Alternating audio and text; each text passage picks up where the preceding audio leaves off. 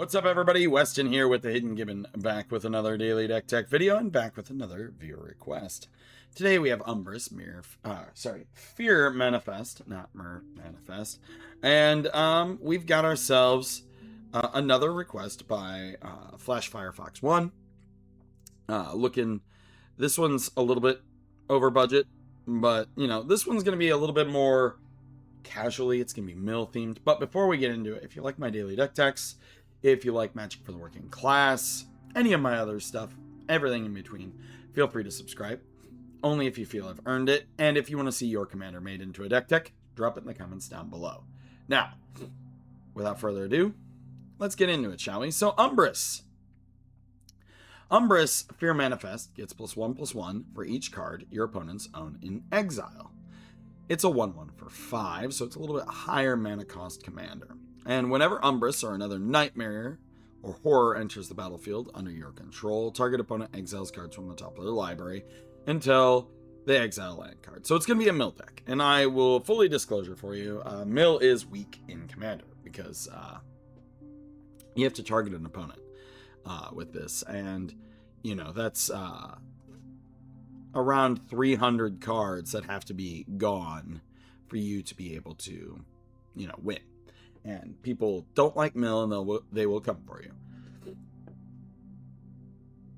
But we are going to attempt to mill our opponents out while beating them in the face with Umbris, okay? And, we're going to have some graveyard hate cards in our deck because just milling the cards into the graveyard isn't going to be good enough. We got to get them into exile. Umbris is going to be our main kill condition in this deck. We're not running that many creatures. I didn't make this into like a horror or nightmare kindred deck.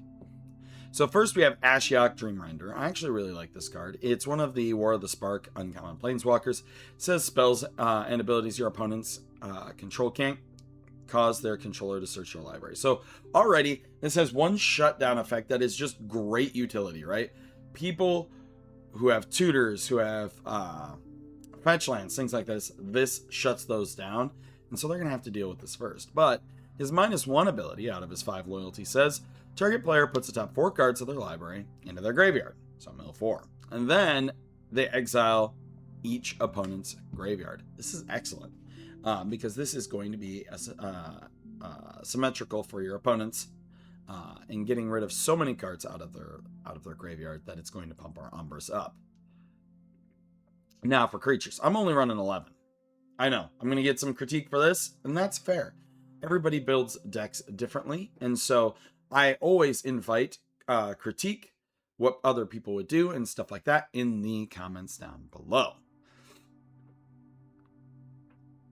But the creatures that we have here are very designed to do very specific things. We have Black Widow, Super Spy, Menace, and whenever Black Widow deals combat damage to a player, that player exiles cards from the top of their library until they exile a non-land card. You can put a 1/1 counter on Black Widow. If you don't, you may cast the exiled card until the end of turn, and mana may be spent as though it were mana of any kind, right? You're gonna steal things.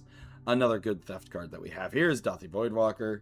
Shadow, if a card would be put into an opponent's graveyard from anywhere, you exile it with a void counter, and then you can sacrifice Dauthi Voidwalker to choose an exiled card an opponent owns with a void counter on it. You may play it this turn without paying its mana cost. Really good there. So those are our two kind of like thefty cards. We have Boggart Trawler. When it enters, exile target player's graveyard. That's pretty simple and straightforward. And it's an MDFC, so if you're struggling for lands, you can always, pay 3 life to have it enter untapped. We have Braids. It's going to help people sacrifice stuff. So you're going to sacrifice a thing, and then if they don't sacrifice a thing, you're going to get to draw cards. They lose 2 life. It's a good way of getting like some card advantage. Yeah, you're going to go down a card, but if you sack a land, most people don't sack lands. You're going to get stuff back. Or if you have other permanents that you can just sacrifice. It's pretty simple. I've played the card before. My friend Mitch plays the card in his Crash deck, and there's always just something loose out on the board that you're fine with sacrificing. Displacer Kitten. Displacer Kitten, you get Umbris in play when Displacer Kitten. Use that. You can protect your Umbris. So if somebody tries to remove the Umbris, it blinks this. If somebody tries to remove the Displacer Kitten, you can blink it. And blinking your Umbris is always really, really good because then you're going to be able to have more targeted mill. I did put Toxrill in here. He does cost 7, but he is a very strong way to help control people's boards. At the beginning of each end step, put a slime counter on each creature you don't control. Creatures you don't control get -1/-1 for each slime counter on them. And whenever a creature you don't control with a black slime creature, a slime counter on it dies, create a 1/1 black slug. It does have the benefit of being a horror, so not bad. And then you can sacrifice a slug to draw a card. These little slug tokens then could also be sacrificed to braids. We have Spark Double in here. You can use it to copy Toxrill, or Umbris is probably the best too. Honestly, copying Displacer Kitten also isn't bad because then it gives you so much redundancy for protection. Because if they play a non-creature spell, you can blink a whole bunch of different stuff, and it's very good. Nightmare Shepherd. Whenever another non-token creature you control dies, you can exile it. If you do, create a token that's a copy of that creature.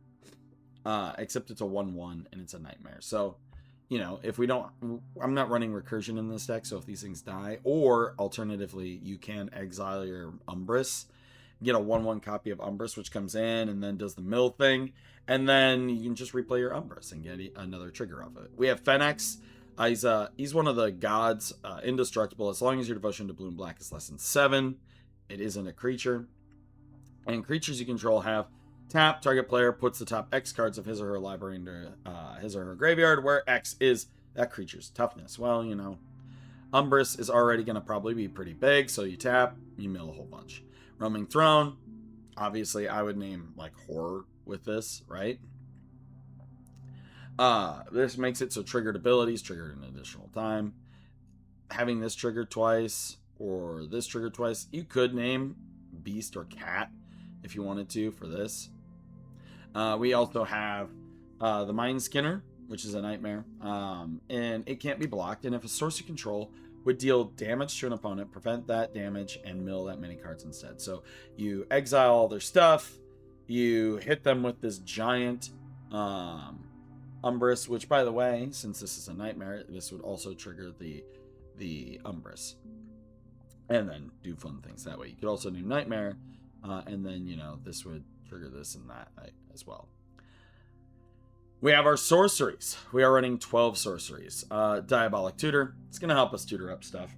We want to tutor up either one of our really good cards like Displacer Kitten, Roaming Throne, Toxrill, or tutor up graveyard hate pieces that we have down here. Okay. We have Essence Harvest. Target player loses X life. You gain X life, where X is the greatest power among creatures you control. You can just kill someone with Umbris. Straight up. Final Act. It's like it's black and it's bad farewell. Choose one or more. Destroy all creatures. Destroy all planeswalkers. Destroy all battles. Exile all graveyards. Each opponent loses all counters. Glimpse the Unthinkable. I love this card. I love this card to death. I love the art on it. I've loved this card forever. Target player puts the top 10 cards of his or her library into his or her graveyard. Pretty simple. Maddening Cacophony. Each opponent mills 8 cards. If it was kicked, each opponent mills half their library rounded up. Night's Whisper. Draw 2, lose 2. Slide in Blood. Target player draws 2, loses 2. Rite of Consumption. As an additional cost to play Rite of Consumption, sack a creature. Rite of Consumption deals damage equal to the sacrificed creature's power to target player. You gain life equal to the damage dealt this way. It's going to help stabilize you. Throwing your Umbris at someone is not bad. Rite of Replication. Honestly, Rite of Replicate your Umbris or your Mind Skinner and just do fun, silly things that way. Singularity Rupture. This card also has just some absolutely sweet art. Destroy all creatures, then any number of target players. Each mill half their library rounded down. So each of your 3 opponents. Tasha's Hideous Laughter. Each opponent exiles cards from the top of their library until that player exiles cards with total mana value 20 or more. This can get really good if somebody's playing like little dorky things like elves as their cards, and not having big CMC stuff in their deck. I was in a spell table game where somebody played this, and someone exiled like 50 cards because they were playing an artifact deck where everything was like costing 0 and stuff, and oh my god, it was so good, so good. I'm not saying you'll get something that good for a Tasha's, but you know. Then we have traumatized. Target player mills half their library rounded down. Instance. Aetherize is here to protect us. It returns all attacking creatures to their owner's hands, right? Very simple. Arcane Denial. It's some counter magic, same with counter squall, right? Negates in here, I believe. Counter spell. Yeah, I put Big C counter spell in here. And also Void Shatter, which it counters a spell. If that spell is countered, you exile instead of putting it into the graveyard. Those are all there to help protect you, right? I'm not usually a big fan of counter spells, but sometimes you do need to stop things before they hit the board. We are running things like Go for the Throat and Infernal Grasp and Deadly Rollick. That can be removal. Same with Baleful Mastery. Deadly Rollick also exiles a creature, which is always good. Saw in Half is in here. Both can be removal and utility. Most of the time it's just used for utility nowadays. Saw in Half your Mind Skinner or your commander, you know, do fun things that way. And then we have Blink stuff. Essence, Scatter, Displace, Ghostly Flicker, Planar Incursion, Reality Shift, Resculpt, and it's Fairy's Time Twist. They all exile things. Resculpt is more removal than anything. It exiles something, and then its controller gets a 4/4 blue and red elemental. But you could play it on your own thing. Like, say they're going to kill your commander, just resculpt it instead, and then get the token out of it. Artifacts. We have ourselves some mana rocks because a lot of our stuff is higher mana cost. So we do have Dimir Signet, Arcane Signet, Felwar Stone, Soul Ring, right? Talisman of Dominance. Then for graveyard hate pieces, we have Stone of Eric. This is personally one of my favorite cards to hate against graveyards. If a creature an opponent controls would die, exile it instead. Sacrifice Stone of Eric, put target exile target player's graveyard. I didn't put Relic Progenitus in here. I was already super over budget, and for some reason it's like $8 now, and that makes no sense to me. We have Tormod's Crypt, classic, you know, just tap, sack it, remove somebody's graveyard. Lantern of the Lost, when it enters, exile target card. You can tap it to exile cards from all graveyards. Ghost Vacuum, exiles a card from a graveyard, and then you can put each creature exiled with it onto the battlefield. Ghost Vacuum is weirdly very strong. For a mill thing, we have Altar of the Brood. Whenever another permanent you control enters, each opponent mills a card. Panharmonicon's going to double ETB triggers. So, you know, your commander entering will get doubled. Conjurer's Closet blinks something and brings it back. So, you know, more triggers. We're looking for trigger heavy stuff here. For enchantments, we have Endless Evil. At the beginning of your upkeep, create a token copy that's a copy of enchanted creature, your commander, for example. Except the token is a 1/1. When the enchanted creature dies, if that creature was a horror, return Endless Evil to its owner's hand. So you can enchant your commander. If somebody kills your commander, you get Endless Evil back to your graveyard, or back to your hand. We have Gravestorm. At the beginning of your upkeep, a target opponent may remove a card in his or her graveyard from the game. If they don't, you may draw a card. Planar Void, whenever a card is put into a graveyard, exile it. Leyline of the Void is instead of going to the... you exile, like, the cards... Oh, sorry.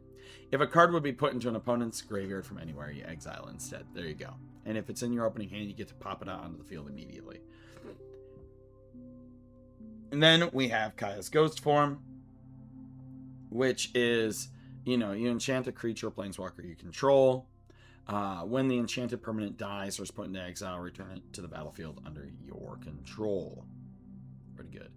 And then we are running 38, 39 with the MDFC, 14 islands, 13 swamps, Bajuka Bog to graveyard hate piece out, and then some budgety Dimir-based lands. So that is the build. Let's go ahead and see how Moxfield's treating us today. There we are. Well, we're starting with 3 lands, but we don't want to play our Bajuka Bog right away, so we'll see how things go. I'm going to play Swamp. Yep. Next turn, we're going to play Drowned Catacombs, and we are going to play Arcane Signet. Next turn, I'm going to play my Island, and I'm going to play my Mind Scanner already. Go, Gadget, Mind Scanner. Next turn, and remember, he can't be blocked, and if a source you control would deal damage to an opponent, prevent that damage from that many cards. So we have this out. I am actually... I'm going to play Leyline of the Void, and then I am going to swing in with the old Mind Scanner. Start milling people out early, right? We are at 5. We are going to play our Umbris. We've already gotten 10 cards at least into exile. He's going to exile a bunch of stuff, and then we're going to swing in, exiling even more things. Underground River. I'm holding onto the Bajuka Bog because people could destroy the Leyline of the Void. But right now we have 6 mana available. I'm actually going to hold this up with our Negate and our Resculpt. And we're going to keep going. We're going to attack in then. You know, big stuff, doing what we need. You know what? Finally, I'll play this. We will go 1, 2, 3, 4, 5. Conjurer's Closet. End of turn, we'll blink our Umbris. Next turn, play our Command Tower.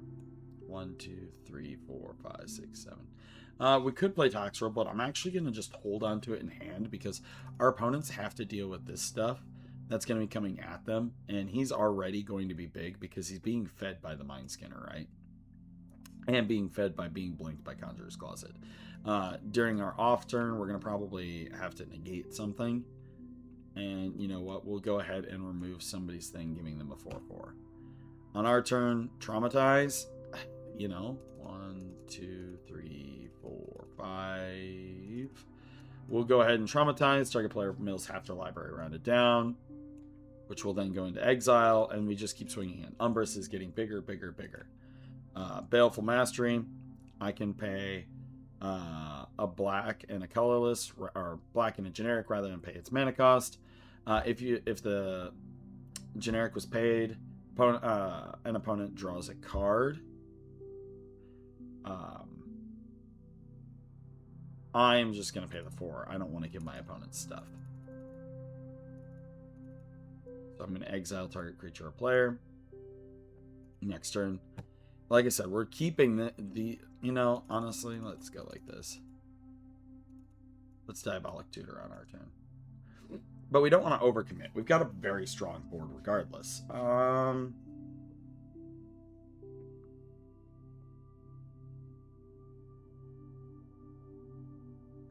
Let's see here.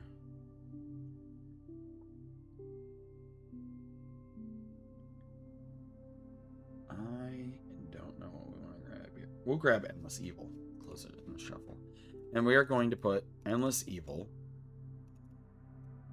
on our Umbris. So then we go and we get another Umbris, which then will trigger, and then we are going to sacrifice that Umbris. See how we do this.